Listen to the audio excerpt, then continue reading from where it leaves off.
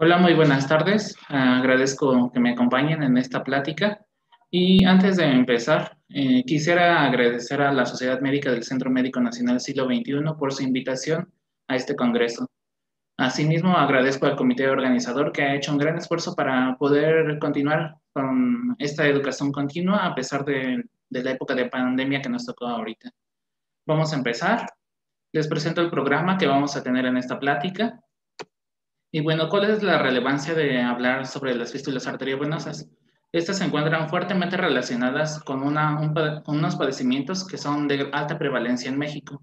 Estos son la enfermedad renal crónica, que es un trastorno multifactorial que puede estar asociado a múltiples enfermedades, dentro de ellas la diabetes mellitus y la hipertensión arterial sistémica.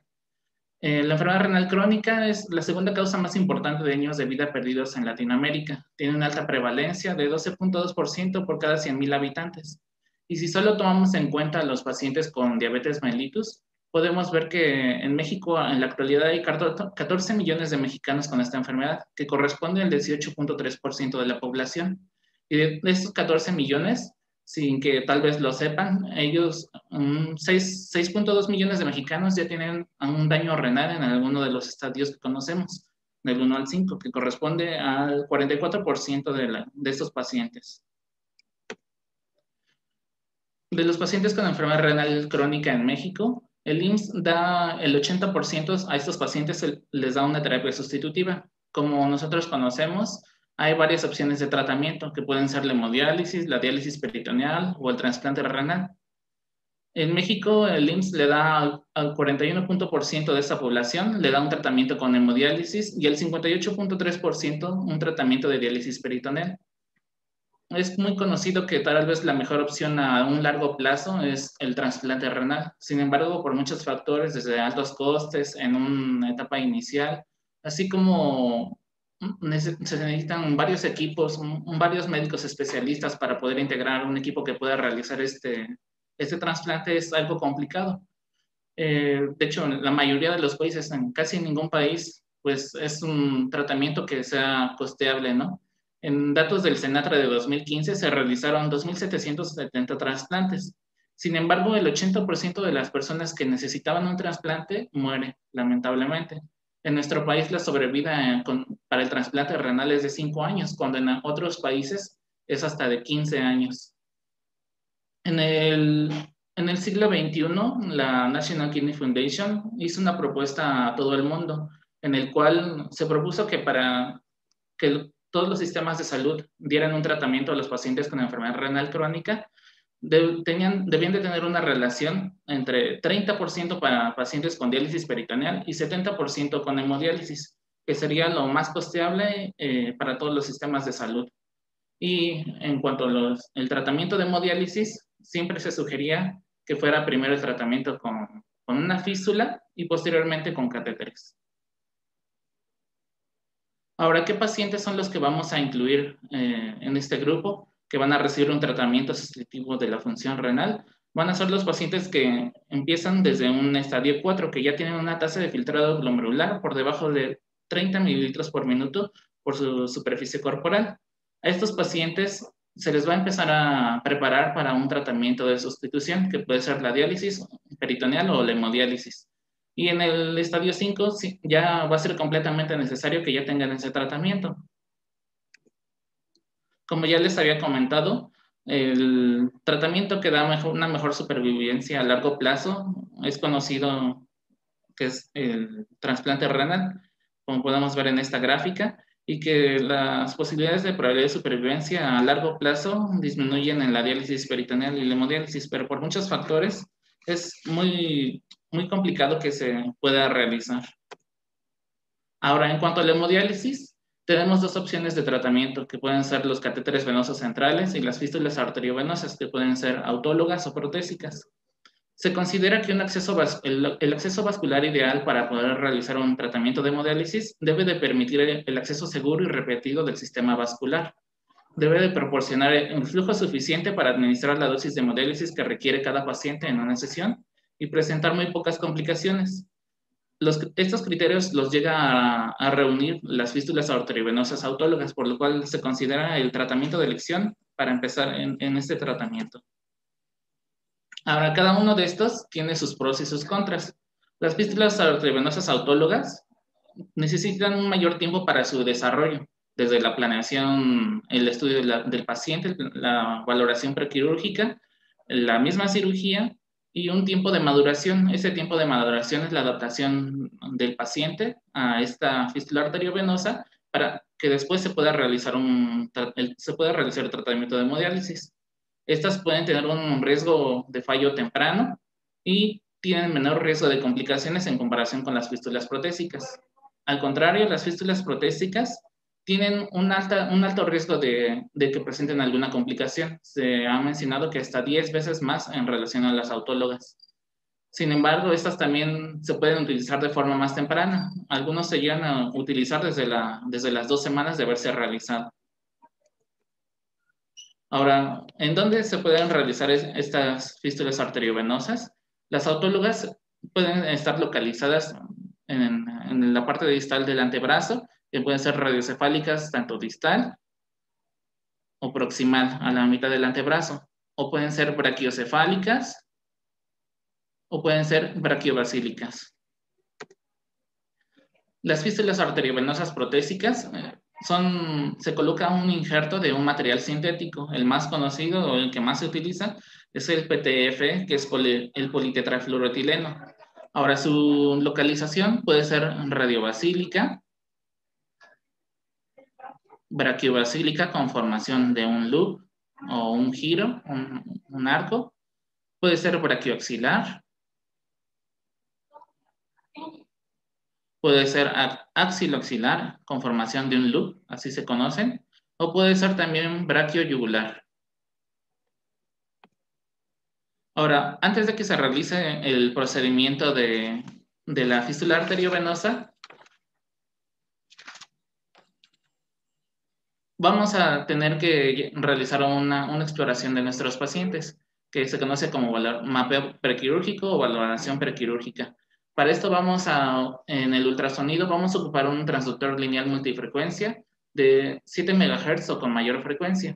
El paciente va a estar colocado en decúbito supino y vamos a realizar una exploración tanto del sistema venoso superficial y profundo y del sistema arterial. Generalmente se exploran ambas extremidades, pero para realizar el procedimiento quirúrgico, generalmente se utiliza el brazo no dominante.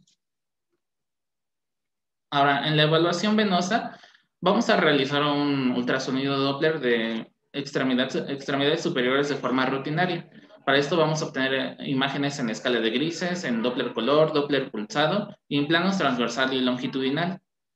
Lo que vamos a ver primero es que nuestras estructuras musculares tengan características de normalidad, que no tengan alguna alteración. ¿Y esto cómo debe ser? Deben de ser los vasos anecoicos, deben de ser compresibles, y en el Doppler pulsado y color deben de presentar características normales, como son facilidad respiratoria y pulsatilidad cardíaca transmitida.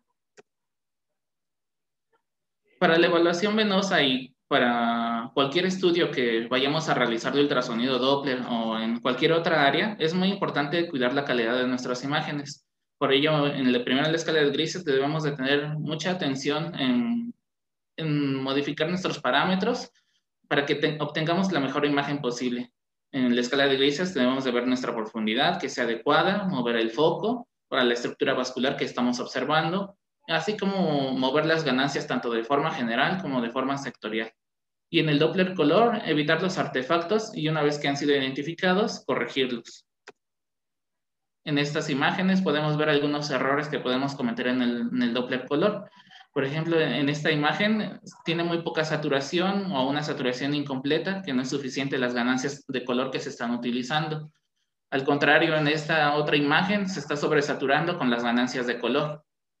Otros errores que se pueden cometer es en la angulación de la caja o en la misma angulación del ángulo Doppler, que podemos ver que se está corrigiendo en esta otra imagen. Otros errores que se llegan a cometer es en la escala que se utiliza o pulso de frecuencia de repetición en el Doppler pulsado. En este caso podemos ver que la escala está muy baja para las velocidades que se está midiendo, por lo cual presenta un artefacto en espejo en el cual el pico sistólico que se está midiendo se representa por debajo de la línea de base. Y este artefacto se corrige aumentando el pulso de frecuencia de repetición o la escala, y para así obtener un espectro del tamaño adecuado a nuestra ventana espectral. Otros artefactos que podemos tener es también en nuestras mediciones en el ángulo Doppler.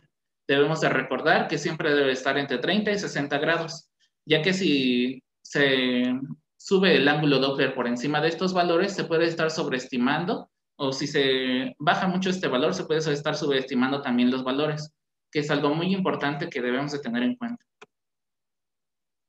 Ahora, en la evaluación venosa también debemos de descartar patologías previas que puedan tener estos pacientes, como son trombosis, estenosis o secuelas postrombóticas. ¿Esto cómo lo vamos a valorar? La trombosis, simplemente es muy importante que cuando realicemos un ultrasonido Doppler venoso, en cualquier lugar de nuestro cuerpo, en las piernas, en el cuello, si vamos a buscar trombosis, hay que realizar compresiones de forma saltatoria, en este caso en la extremidad, y debemos verificar que nuestros vasos sean completamente compresibles y que no tengan una compresión parcial, que no tengan una ocupación en su interior.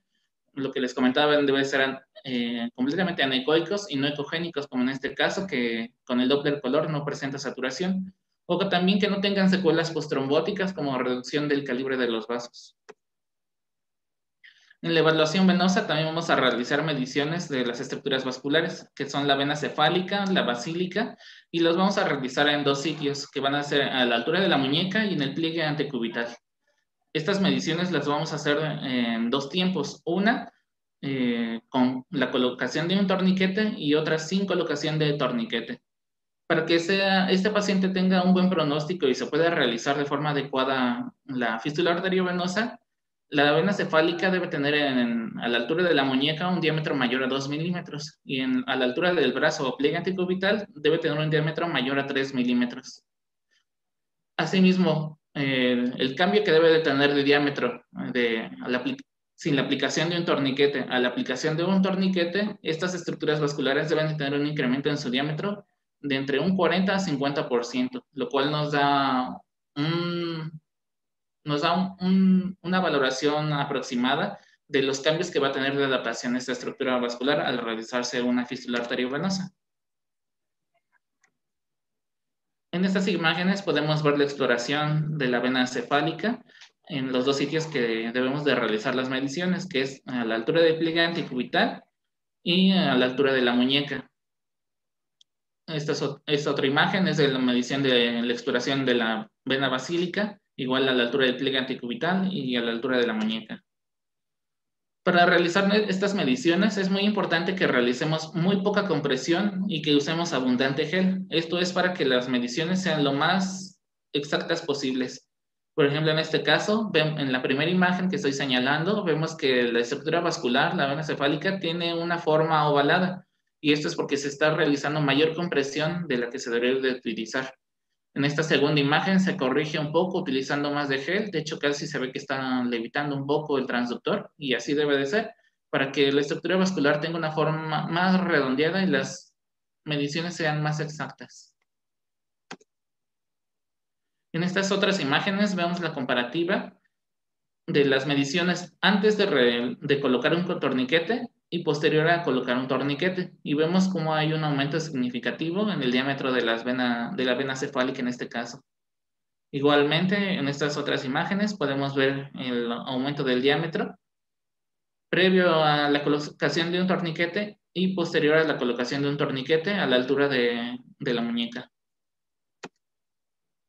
Ahora, en cuanto a la evaluación arterial, vamos a hacer igualmente una valoración rutinaria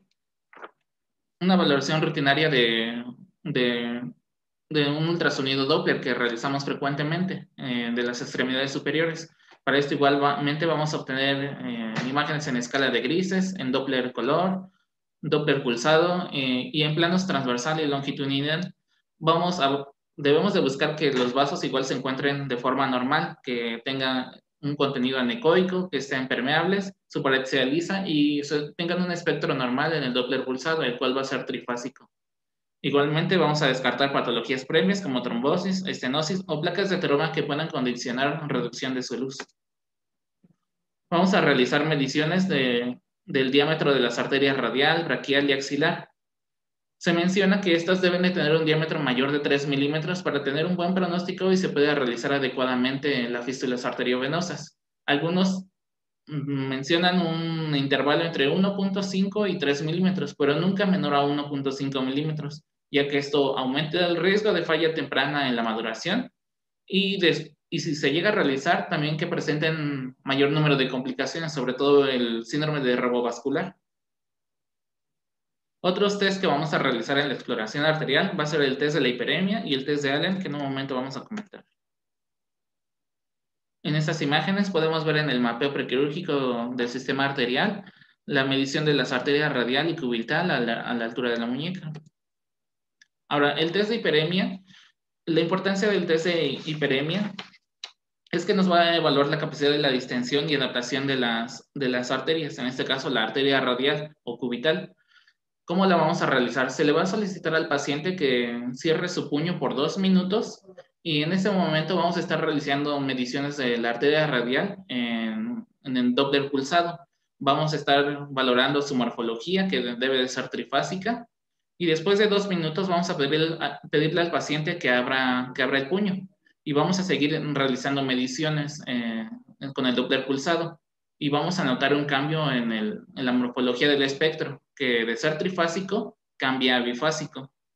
Igualmente el espectro se va a ensanchar y va a haber una disminución en el índice de resistencia que generalmente es de 1 y va a bajar, debe de bajar por debajo de 0.7.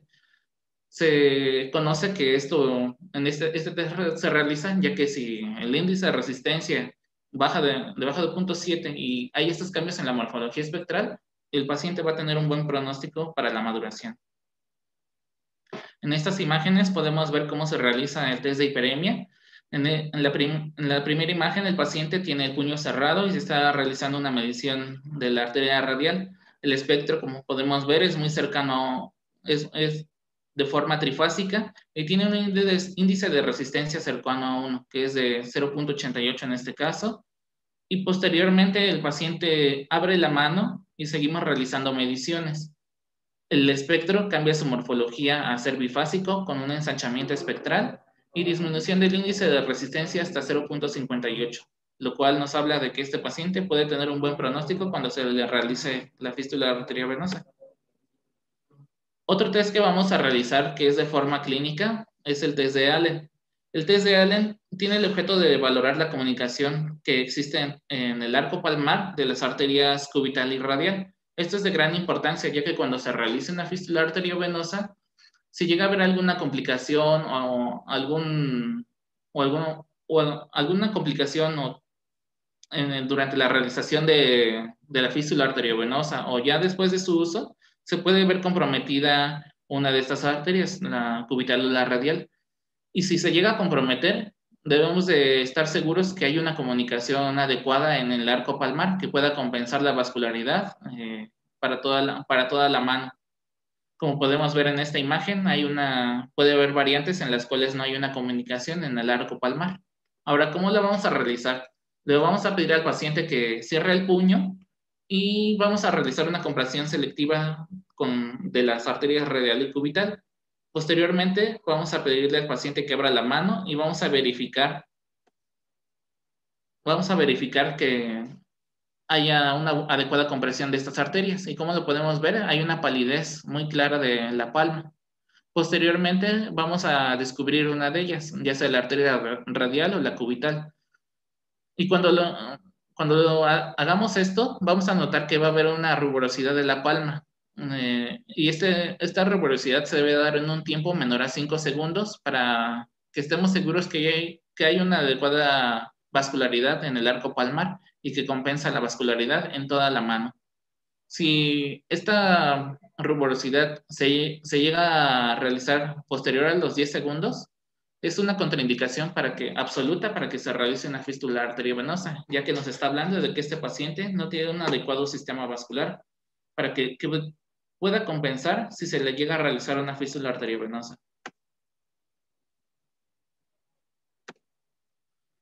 Continuando con el programa, En la maduración la podemos considerar como el tiempo que requiere nuestra fístula arteriovenosa para poderse utilizar.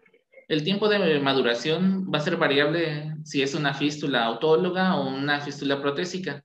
Ya habíamos mencionado que para las fístulas autólogas el tiempo es mayor, que va de 2 a 3 meses, y en los injertos puede ser más corto, desde 3 a 6 semanas. Ahora, para realizar esta exploración, el paciente debe estar sentado con el brazo flexionado a 45 grados. Lo que vamos a buscar es lo que se le conoce como la regla de los 6. La estructura vascular que se va a funcionar en la fístula arteriovenosa no debe estar en una profundidad no mayor a 6 milímetros. El diámetro que debe de tener es de al menos 6 milímetros, y cuando realicemos una medición del volumen de flujo minuto debe de ser de por lo menos 600 mililitros por minuto. Estos criterios muchas veces son muy complicados de que se puedan alcanzar, por lo cual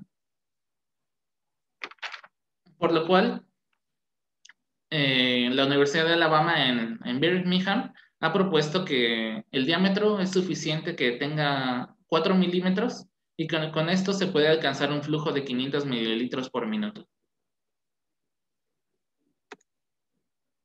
En este caso tenemos algunos ejemplos de estructuras vasculares como la vena basílica o cefálica, en los cuales se está realizando un diámetro del vaso que tiene 0.73 centímetros, y como podemos ver en la escala que tenemos a la derecha de profundidad, se encuentra a menos de 0.5 centímetros de la piel.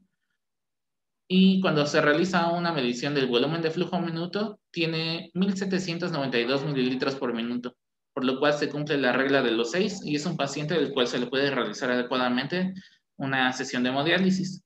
En este otro caso, igual se está midiendo una estructura vascular que tiene un diámetro de 0.63 centímetros, se encuentra a una profundidad menor a 0.5 centímetros y tiene un volumen de 1.166 mililitros por minuto, por lo cual igualmente se le puede realizar una adecuada sesión de hemodiálisis. En este otro caso, tenemos un paciente que igual se está realizando una medición de una estructura vascular que tiene un diámetro de 0.68 centímetros, se encuentra a una profundidad menor a 0.5 centímetros y tiene un volumen de flujo minuto que está ligeramente en el límite para poderse realizar una sesión de hemodiálisis, que son, aquí nos reportan 408 milímetros por minuto. Y en este último caso, podemos ver que tiene un diámetro dentro del límite de la regla de los 6, un volumen adecuado. Sin embargo, esta estructura vascular se encuentra a 1 centímetro de la piel, lo cual nos podría complicar la punción al momento de realizar la hemodiálisis. En la valoración de las fístulas arteriovenosas, una medición que es muy importante para decidir si se puede utilizar en una sesión de hemodiálisis es el volumen de flujo minuto, el cual va a depender de múltiples factores, como son la velocidad de la sangre en ese sitio, el diámetro diámetro de la estructura vascular. Es muy frecuente que muchas personas miden solo las velocidades picosistólicas de las estructuras vasculares, pero no es suficiente para determinar si este paciente es apto para poderse realizar una sesión de hemodiálisis. Se menciona que los injertos que son funcionantes tienen una velocidad entre 100 y 200 centímetros por segundo, pero esto va a depender, bueno, va a cambiar el valor del volumen de flujo minuto dependiendo del diámetro de la estructura vascular. Esta medición del volumen de flujo minuto, algunos equipos, como son los de General Electric, lo realizan de forma automática. Ya tienen un software implementado en su sistema. Sin embargo, nosotros también podemos realizar esta medición de forma manual. Para ello vamos a ocupar una fórmula en la que intervienen la velocidad picosistólica, el radio de la estructura vascular al cuadrado multiplicado por pi, y esto se va a multiplicar por un factor de 60. Que este 60 viene de una conversión ya que se está utilizando para la medición de la velocidad de la estructura vascular los centímetros por segundo. Entonces, para obtener la medición del volumen flujo minuto en mililitros por minuto, debemos de multiplicarlo por 60, ya que un minuto tiene 60 segundos. Ahora vamos a practicar con este caso. En este caso se obtuvo una velocidad promedio de 62 centímetros por segundo. Nuestra estructura vascular tiene un diámetro de 0.63 centímetros. Ojo, estamos midiendo el diámetro, no el radio, Para ello vamos a tener que dividirlo entre 2. Entonces 0.63 entre 2 es 0.315. Ahora esto lo vamos a elevar al cuadrado y obtenemos esta cifra. Posteriormente lo vamos a multiplicar por pi y obtenemos esta otra cifra. Ahora vamos a multiplicar estos tres valores y vamos a obtener un dato de 1159.61 mililitros por minuto. Como podemos ver, se acerca mucho a la medición que obtuvo el equipo. Ahora, ¿por qué no es igual? No es exactamente lo mismo. Esto va a depender del número de cifras que nosotros ocupemos en nuestro cálculo del valor de pi. Cuando recibamos un paciente al cual ya se le realizó una fístula arteriovenosa y hagamos una exploración rutinaria, debemos de llevar un protocolo. Es lo más recomendable para evitar así la pérdida de información en la exploración de estos pacientes y llegamos a un adecuado diagnóstico. En este caso, les sugiero un protocolo de estudio para una valoración rutinaria, la cual debe de incluir de primera forma una exploración física. La exploración física es muy importante, ya que desde ese momento, al ver la extremidad del paciente, podemos ver qué tipo de fístula es, desde las estructuras vasculares que se están utilizando. También, si por ejemplo palpamos la fístula del paciente y encontramos un trill disminuido, podemos sospechar que este paciente tiene un proceso de trombosis. Si vemos un cambio en la coloración de la piel, podemos sospechar de un hematoma o podemos sospechar otras complicaciones como un síndrome de derrame vascular, etc. El interrogatorio también es muy importante para conocer el motivo de envío del paciente y si tiene alguna sintomatología en específica. Por ejemplo, hay que preguntarle su sintomatología en el momento en el que se le realiza la sesión de hemodiálisis. Si, por ejemplo, tiene dolor en la extremidad, si siente más frío, si siente calambres o nota algunos cambios en la coloración de su piel. Después podemos preguntarle al paciente el tiempo en el que se realizó la fístula, el tiempo en el que se ha utilizado y cómo han sido sus sesiones de hemodiálisis. Ahora, cuando vayamos a realizar el ultrasonido, vamos a buscar las estructuras vasculares que se utilizaron en la fístula arteriovenosa y también vamos a buscar el tipo de anastomosis que se realizó, que puede ser dependiendo de la clasificación de Bressis y Mino, que son quienes implementaron la técnica quirúrgica en 1966. Que puede ser término terminal, término lateral o lateral. Y por último, vamos a buscar que estas fístulas arteriovenosas cumplan con la regla de los 6. Vamos a valorar la profundidad, el diámetro de los vasos y que tengan un volumen de flujo minuto adecuado. En estas imágenes podemos ver que desde la exploración física, si vemos a este paciente, el sitio anatómico, vamos a lograr identificar que muy probablemente este paciente tenga una fístula radiocefálica de forma distal. En este otro paciente también tiene una fístula radiocefálica, pero a la mitad del antebrazo. Entonces es una fístula radiocefálica proximal. En este otro caso, a la altura del pliegue antecubital, tenemos un paciente que tiene una fístula brachiocefálica. No es infrecuente que también nos lleguen pacientes que ya tienen dos fístulas arteriovenosas, una que ya no se está utilizando y otra que sí. En este caso, este paciente tiene una fístula radiocefálica y una húmero axilar. La radiocefálica ya no estaba en uso y la que se estaba utilizando en ese momento es una húmero axilar. Estos son otros ejemplos de una fístula húmero axilar con colocación de un injerto protésico. Este es otro ejemplo, un paciente con una fístula arteriovenosa axiloaxilar con colocación de un injerto y formación de un loop o un asa. Y otro paciente con una fístula radiobasílica. Como les mencionaba, debemos de valorar el tipo de anastomosis que se realiza en base a la clasificación quirúrgica de Brescia y Simino, que puede ser término lateral, término terminal o lateral. Ahora, en cuanto a las complicaciones que pueden tener las fístulas arteriovenosas, se reduce a siete complicaciones. Las más frecuentes son la trombosis, la estenosis y la falla congestiva cardíaca. De las que vamos a platicar en este momento va a ser la trombosis, la estenosis, el síndrome de derrame vascular y la formación de aneurismas y pseudoneurismas. La estenosis la vamos a encontrar en el segmento medio de la fístula arteriovenosa y en los 5 centímetros próximos al sitio de anastomosis o en el mismo sitio de la anastomosis.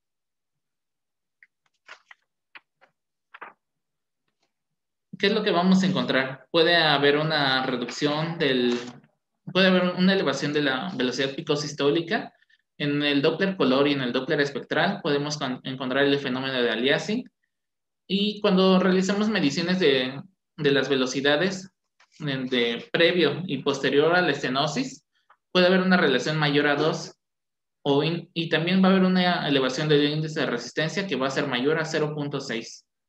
Igualmente, dependiendo del grado de severidad que tenga esta estenosis, que puede ser moderada o severa, puede haber una reducción en el volumen de flujo minuto o un aumento significativo, menos de 400 mililitros por minuto o más de 1000 mililitros por minuto. Cuando una estenosis es moderada, va a haber elevación de la velocidad picosistólica y la relación entre el sitio de estenosis y pre o post-estenosis va a ser mayor a 2. Y en una estenosis severa se va a elevar a 3 y con una reducción mayor al 50% en el diámetro. En estos ejemplos, tenemos una fístula arteriovenosa de tipo brachiocefálica con anastomosis laterolateral, en la cual podemos ver que hay una estenosis en el sitio de la anastomosis, que se traduce en el Doppler color con un fenómeno de aliasing. Y igualmente en la medición del Doppler espectral, con elevación de la velocidad picosistólica hasta 326 centímetros por segundo. En este caso podemos ver que a pesar de que subimos la escala hasta 300, aún así nos genera un fenómeno de espejo y se llega a cortar el pico sistólico de la medición que estamos realizando. Esta estenosis condujo al paciente también a una trombosis de la vena basílica. En este otro ejemplo tenemos un paciente con una fístula arteriovenosa brachiocefálica, en la cual presenta una reducción del calibre en la vena cefálica muy próximo al sitio de la anastomosis, que al aplicar Doppler color presenta un fenómeno de aliasing y que en la medición del Doppler espectral se encuentra elevación de la velocidad picosistólica en ese sitio de estenosis hasta de 129 centímetros por segundo y que posterior a esta existe una dilatación del vaso, como podemos ver, de la vena cefálica, y hay una disminución de la velocidad picosistólica de hasta 28 centímetros por segundo, que si realizamos una comparación entre estas dos velocidades, existe un radio de 4.6, lo cual nos revela una estenosis de tipo severo. En este otro ejemplo, podemos ver que se está realizando una medición de una estructura vascular que tiene una reducción de su calibre de forma comparativa hasta un 78%. Que en la aplicación del Doppler color presenta fenómeno de aliasing y que igualmente en la medición del Doppler pulsado, con elevación de su velocidad de forma importante de hasta 626 centímetros por segundo. Otra complicación que puede tener las fístulas arteriovenosas es la trombosis. En esta, como en cualquier otro sitio que vayamos a explorar la trombosis, va a haber una disminución en su compresibilidad de las estructuras vasculares. Esto es por la presencia de material en su interior, que dependiendo el estadio en el que se encuentre la trombosis, podemos encontrar las estructuras vasculares anecoicas cuando es agudo, o puede ser con aumento de su ecogenicidad cuando es algo crónico. Incluso pueden tener ya datos de recanalización. Igual, cuando realicemos una exploración con Doppler pulsado, va a haber una disminución en la velocidad picosistólica. En estos ejemplos podemos ver una fístula radiocefálica con una anastomosis lateral, en la cual a la aplicación del Doppler color podemos ver que en la vena cefálica hay una ausencia de saturación en el Doppler color y en la modalidad B-flow. Al realizar compresión en este sitio de la vena cefálica, hay una compresión parcial o casi nula de la estructura vascular, ya que presenta material ecogénico en su interior. Cuando realizamos una medición en Doppler pulsado, podemos ver que no hay representación gráfica en el sistema. En este otro caso, tenemos un paciente con una fístula arteriovenosa de tipo brachiocefálica, con anastomosis término-lateral, en la cual podemos ver que presenta igual ocupación en el segmento de la vena basílica por material ecogénico, que al realizar compresión no tiene un colapso completo, sino que es parcial. Al aplicar Doppler pulsado, podemos ver que se encuentra una disminución muy importante de su velocidad. Otra complicación que vamos a encontrar en las fístulas arteriovenosas es la formación de aneurismas y pseudoaneurismas. Como ya conocemos en otros sitios donde se encuentran aneurismas, la diferencia entre uno y otro es de que el aneurisma, se implican todas las capas de la estructura vascular, y en el pseudoaneurisma es de forma parcial con formación de una cavidad extravascular. Los aneurismas o pseudoaneurismas se caracterizan por tener un incremento en su diámetro de 1.5 a 2 veces en el diámetro en relación al vaso o al segmento no dilatado. En el pseudoaneurisma vamos a encontrar que se genera una cavidad extravascular que puede estar asociada a un hematoma y que al aplicar Doppler color va a tener un flujo bidireccional turbulento con formación de una imagen en tipo yin-yang. En este primer ejemplo podemos ver que hay un aumento del diámetro de la estructura vascular de 0.71 centímetros a 2.25 centímetros, que se encuentra un incremento en 3.1 veces en relación al vaso no dilatado. Cuando aplicamos Doppler color, esta estructura dilatada tiene una adecuada saturación y se pueden realizar mediciones de volumen de flujo minuto. En este otro caso, tenemos un paciente con una fístula húmero braquiobasílica, en la cual en el segmento arterial, en la arteria humeral, existe una dilatación, un aumento de su diámetro, con presencia de un flujo turbulento con formación de imagen de yin-yang en su interior, en el Doppler color, y que además podemos ver que tiene una composición por un hematoma de forma parcial. En el Doppler pulsado encontramos que hay una disminución de su velocidad picosistólica con formación de un espectro de forma turbulenta. Y esto se encuentra en relación con un pseudoaneurisma. Por último, vamos a hablar de otra complicación que puede ocurrir en estos pacientes con fístulas arteriovenosas, que es el síndrome de robo vascular. El síndrome de robo vascular puede tener distintas etiologías. Se mencionan tres. Una es debido a una elevación del flujo en las fístulas arteriovenosas, que se encuentra mayor a 1.600 mililitros por minuto. Esto va a condicionar un robo de flujo sanguíneo de la arteria nutricia y de las arterias distales que se encuentran en la fístula arteriovenosa. Otra etiología es que esto se ha condicionado por una estenosis en el sitio de la fístula arteriovenosa o en alguno de los vasos implicados, lo cual va a condicionar una reducción anterograda del flujo. Y por último, se encuentra otra etiología en la cual hay una falla en la adaptación de la misma fístula arteriovenosa a los cambios que se realizaron de forma quirúrgica. Este robo vascular es frecuente que se encuentre en todos los pacientes una vez que se ha realizado el procedimiento quirúrgico. De hecho, se consideraría normal en los primeros momentos que se realizó. Se describe que se encuentra en un 75 a un 90% de los pacientes. Sin embargo, en la mayoría de los pacientes, cuando llegan a la maduración, este robo vascular disminuye y se llega a adaptar a la fístula arteriovenosa del paciente. Los pacientes van a referir dolor en reposo de la extremidad, y el cual se agudiza cuando se les realizan una sesión de hemodiálisis. La extremidad va a presentar palidez, hipotermia, y si es algo crónico pueden presentar ulceraciones muy frecuentemente en los dedos de las manos. Cuando realizamos mediciones del volumen de flujo minuto, como les comentaba, se va a encontrar arriba de 1.000 mililitros por minuto, y muy frecuente arriba de 1.600 mililitros por minuto. En este caso debemos de buscar sitios de estenosis que estén asociadas a la anastomosis de la fístula arteriovenosa o en los vasos que se están utilizando para la fístula arteriovenosa. Y también debemos de explorar las estructuras vasculares que se encuentran distales a la fístula arteriovenosa para ver si hay cambios en la dirección de flujo.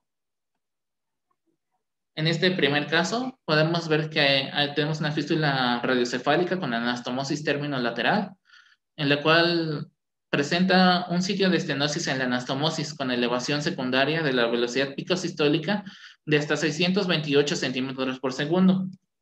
Cuando realizamos mediciones de los segmentos distales, sobre todo de la arteria radial, podemos ver que hay una disminución importante de su velocidad de hasta 11.6 centímetros por segundo y de 21.4 centímetros por segundo, con cambio en su morfología espectral, el cual es de tipo monofásico.